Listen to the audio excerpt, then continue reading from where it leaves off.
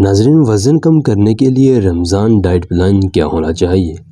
سال کا وہ وقت آ چکا ہے کہ ہمارے فون رمضان کی مبارک بادوں اور نیک تمناؤں سے لیس ہوں گے، جبکہ کھانے کی میزیں انواع اقسام کی اشیاء سے بڑی ہوں گی، جن میں سے اکثر کھانے صحت مند نہیں ہوتے۔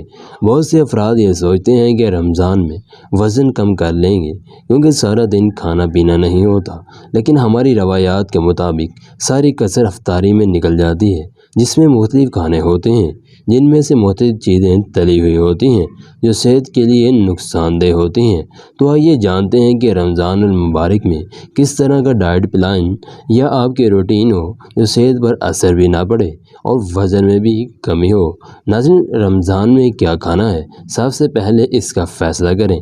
سحری اور افطاری کے کھانوں کا شیڈول ہفتے کے آغاز پر ہی بنا لیں۔ کوشش کریں کہ کھانوں میں غذائیت سے بھرپور کھانے شامل کریں۔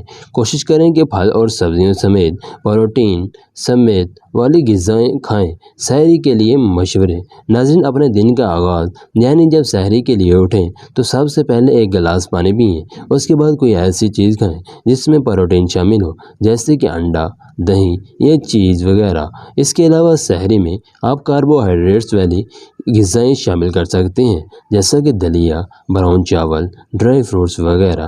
یہ کھانے آپ کو دیر تک پیٹ بھرے رہنے کا احساس دلاتے رہیں گے۔ اور اس کے بعد افطار میں کیا کرنا چاہیے؟ ناظرین، کوشش کریں کہ افطار میں کھجور کھانے کے بعد سب سے پہلے کوئی پھل کھائیں۔ اس کے بعد آلو سے بنی بغیر تلی کوئی چیز کھا سکتے ہیں، یا آپ کوئی سلاد بھی بنا سکتے ہیں جس میں ابلے ہوئے آلو شامل ہوں۔ کوشش کریں کہ رمضان میں جسم میں پانی کی کمی نہ ہو، کیونکہ پانی زیادہ نہیں پیا جاتا، اس لیے افطار کے بعد جب موقع ملے پانی ضرور پئیں۔ کولڈ ڈرنک سے گریز کریں اور ناریل کے پانی سمیت جوس پینے کو ترجیح دیں۔ بہت ضروری ہے کہ روزوں میں جسمانی ورزش کریں۔ ہر روز 30 منٹ کی ورزش لازمی کریں۔ ناظرین، یہ مضمون طبی جدید میں شائع تفصیلات پر مبنی ہے۔ قارئین، اس حوالے سے اپنے ماہر سے بھی ضرور مشورہ کریں۔